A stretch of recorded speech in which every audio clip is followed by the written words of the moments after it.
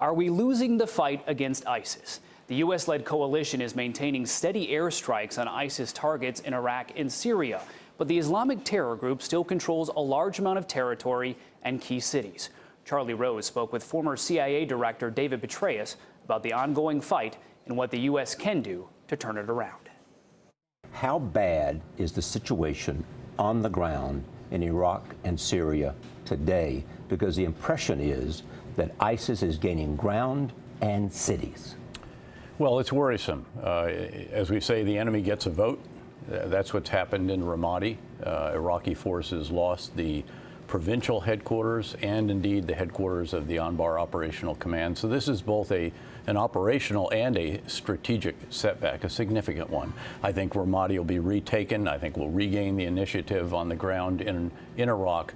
But this is, again, a moment at which I think you sit back and say, what do we need to do in the military arena? What also do we need to do in the political arena? Because let's not forget, you've got to make the gains on the battlefield, on the front lines. ISIS is almost a conventional military force right now, but the center of gravity is in Baghdad, and that's where we need to look in particular to determine, do we have the right structures, the military structure to complement the embassy, the diplomatic structure, who's there to work with the ambassador, do we have the right people and the right organizations to enable those Iraqi leaders who are inclusive and who will bring about the kind of political change that brings Sunni Arabs back into the fabric of Iraqi society.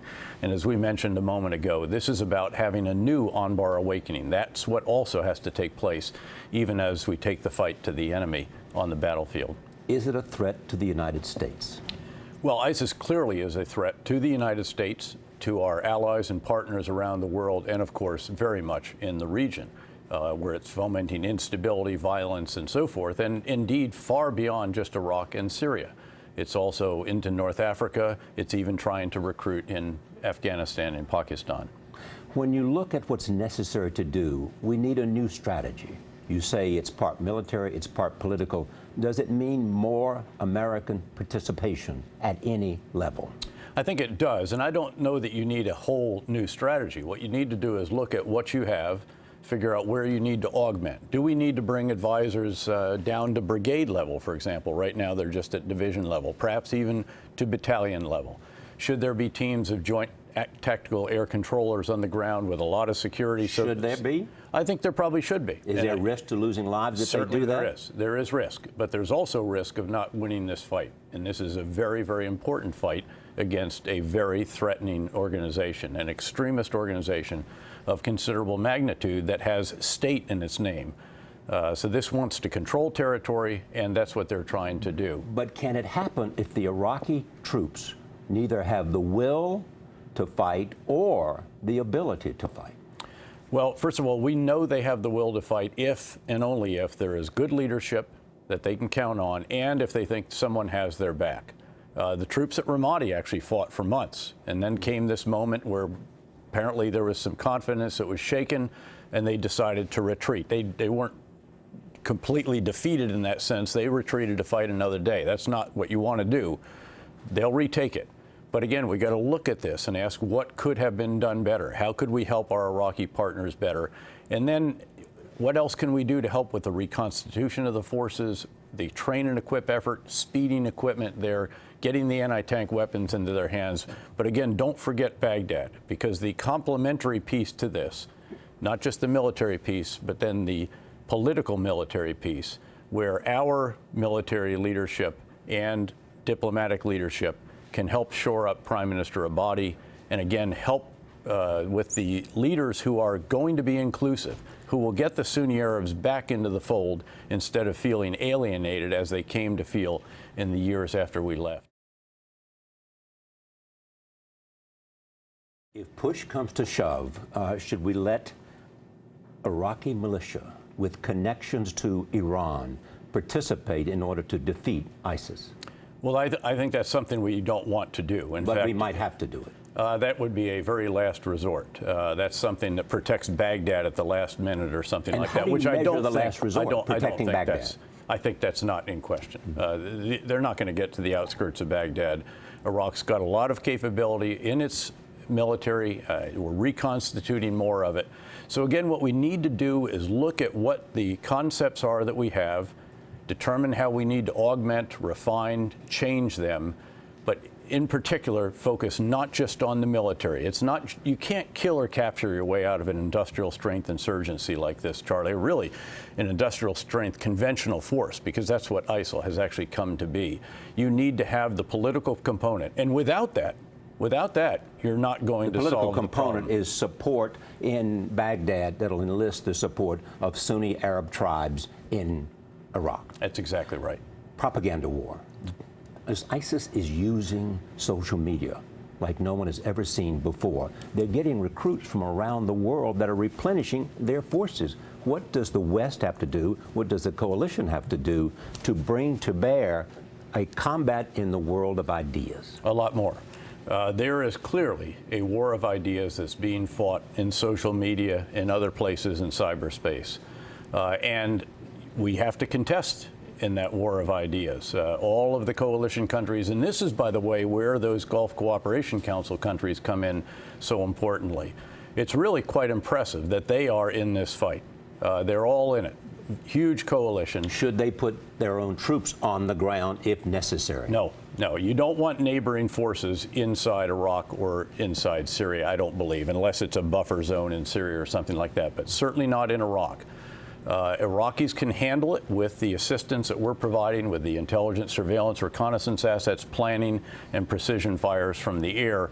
If we also add some of these other assets that I've discussed and also augment the train and equip mission. But has our combating them online and in social media been insufficient by definition because they're recruiting people from around the world?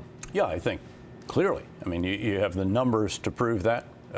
So I think there's no question about that. Empirically, that war is not going well. The president calls you to his office and he says, General, you had a lot of experience over there. Are we winning or losing at this moment?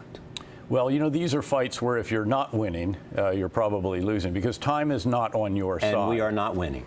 Well, it's arguable now in Iraq. We'll turn it around. We will win again in Iraq. I do think that Iraq can definitely be handled.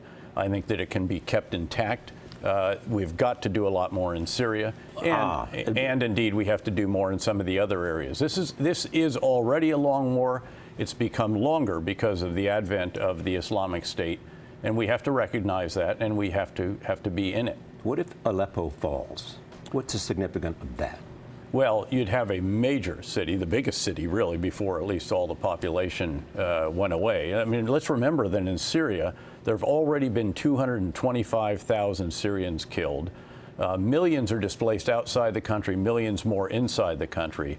The fall of Aleppo would be an enormous victory for the Islamic State. And in this war of ideas, nothing succeeds like success. If you want to attract jihadis, they want to go with a winner. And over time, we've got to show that ISIL is not a winner. But all we can do is to provide a battle of ideas, the air support, with Americans on the ground helping direct the air support, and also the arms for them to do it. In Syria, we've got to help get that ground force going. Right. This has been obviously a long effort. It's something that really needs to be shot with steroids because obviously the forces there are insignificant. And we've got to figure out if there are some other allies and partners we can enable on the ground in Syria. Because then and only then, as we saw in Kobani, when the Syrian Kurds made their stand against the Islamic State, our air power hammered them despite the determination of the extremists.